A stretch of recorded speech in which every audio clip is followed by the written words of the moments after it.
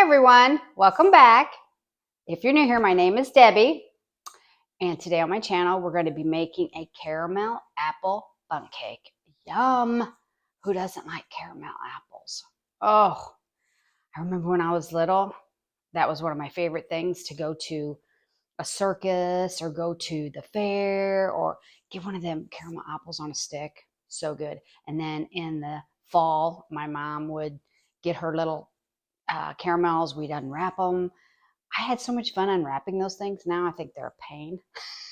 But anyway, and then we'd make our caramel sauce and we'd dip our apples in, and she would sit them on wax paper. We'd stick a popsicle stick in them. So good. Good memories. Anyway, today on my channel, we're going to be making a caramel apple bundt cake. So if you're new here, like I said, my name is Debbie. I would love to have you be a part of my YouTube family. So hit that subscribe button and give me that thumbs up and hit the bell icon so you're notified of every video I upload. Let's get into making this delicious bundt cake. Almost forgot a mixing bowl. Cuckoo. Okay, so I'm going to finish peeling. I started peeling my apples. You'll have to excuse my hair. It's one of those, I just thought I'd twist it around and put it up. Crazy hair, don't care days. I remember my granddaughter when she was little. I took her to the daycare one morning when her dad dropped her off, and she was littler. And I used to keep this one shirt at my house, and I think it had trolls on it, and it said "Crazy hair, don't care." And I had to put it on her one morning. She thought that was so funny because she got milk or something on her shirt right before we left. Because let me tell you, when she was little, Miss Paisley, she did not like putting her hair up. No. You grab a napkin. She did not. She did not like putting her hair up. She didn't want it. She didn't like it brushed. Don't touch her head. And now she just, of a morning, she does her own ponytails. It's wonderful. So they do grow up, don't they? Okay, so the first thing we're going to do is we're going to get our apples cut up. This recipe calls for three cups. I want to make sure. It said shredded or diced apples. So I'm trying to get 3 cups out of, this was a very large Honeycrisp. So I'm going to try to get 3 cups out of these 2 apples without cutting another one. I like to have a couple apples sitting around for my grandkids and get those little caramel cups. They mainly like their apple with peanut butter, which is better.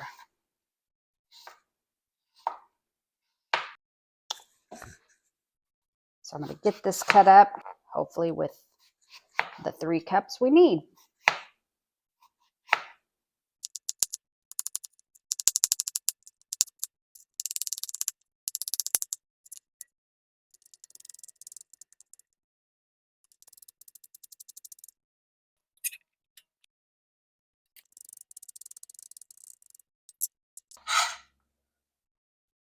I think we're definitely going to have enough with these.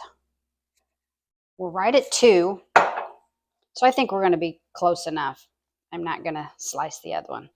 Let me finish. We're almost there. The moment of truth. I got a bunch on my counter too, so I'm missing the bowl a little bit.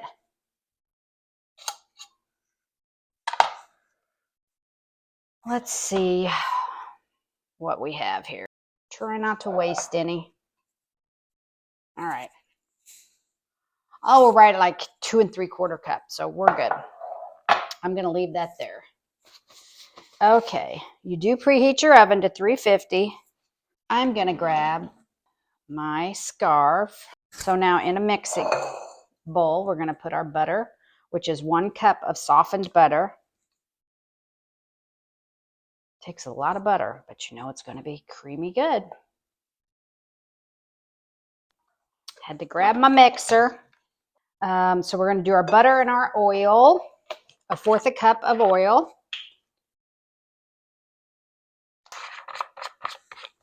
sugar. We're using our brown sugar. And the brown sugar is going to be 1 cup. I'm spilling a little bit in there, so if it's not quite level,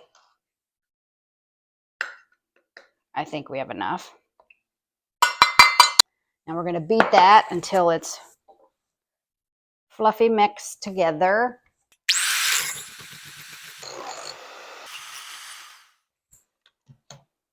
Now that is fluffy. It's the first time I ever creamed it together. It's light and fluffy. Probably because I added the extra oil. Okay, now we're going to add the vanilla. 2 teaspoons. As you know, vanilla, what I have read is vanilla does not expire. And once in a while, when I ordered this, somewhere it had said there was an expiration date on it, but one bottle that I ordered, but this bottle didn't have any. I was like, oh no. So I looked it up online and it said vanilla doesn't expire. So it kind of loses its potency. You just have to keep it in a cool, dry place. And so it says don't store it, you know, above your stove, like the cabinet above your stove. Don't store it in a cabinet by your stove unless, you know, you have good insulation in your stove and that cabinet beside it doesn't get hot. But let's do 2 teaspoons of vanilla. And then we're going to add our 2 eggs. And we're going to add 1/4 cup of applesauce. Okay, and I have my applesauce right here. Again, I'm just using these little packets. And they're a little more than 1/4 cup, so I haven't had any breakfast today. This is what I used for my oil. It'll be all right. There's the applesauce. Just leaves maybe 2 tablespoons in there. As a matter of fact, my belly's growling. Let me have a bite. Gotta eat while I work. That's delicious. Okay, so we're gonna blend this, beat up our eggs, applesauce, and vanilla.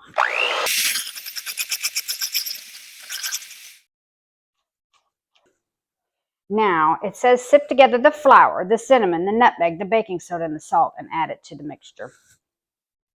I'm just going to live dangerously, and I'm going to put all mine right on in. So the flour is going to be 3 cups.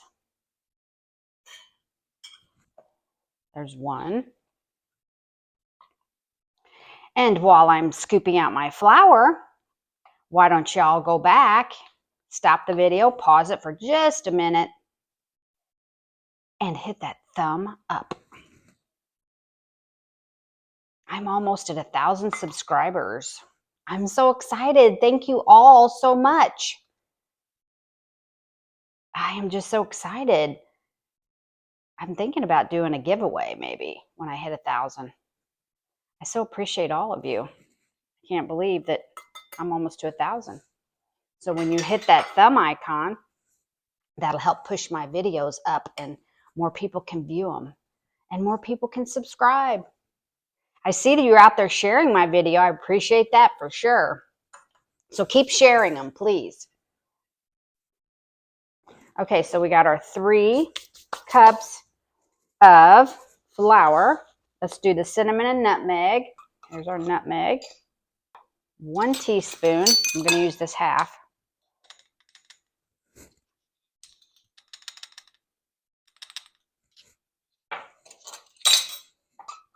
Whew. Nutmeg has a distinct smell and a distinct flavor. And then we're going to do 2 teaspoons of, that teaspoon's dirty. So I'm going to grab this one as a half. 2 teaspoons of cinnamon. So there's a half. We have 1 and a half.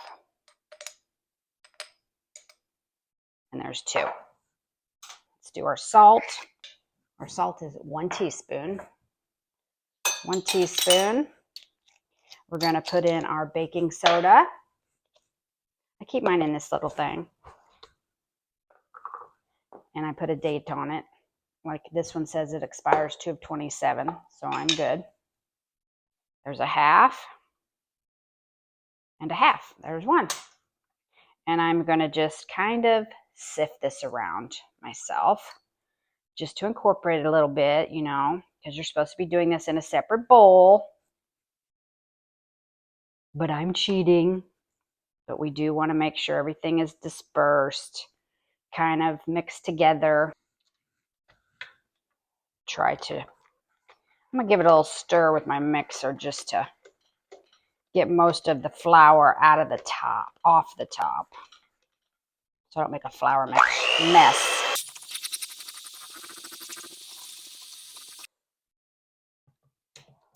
All right, we're going to get these off of here, unplug this, do our little cleaning.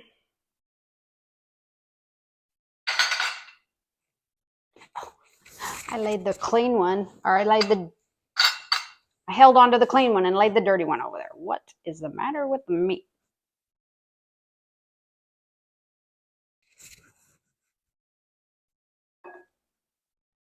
Okay, so the last thing we're going to do is stir in our apples and our caramel bits.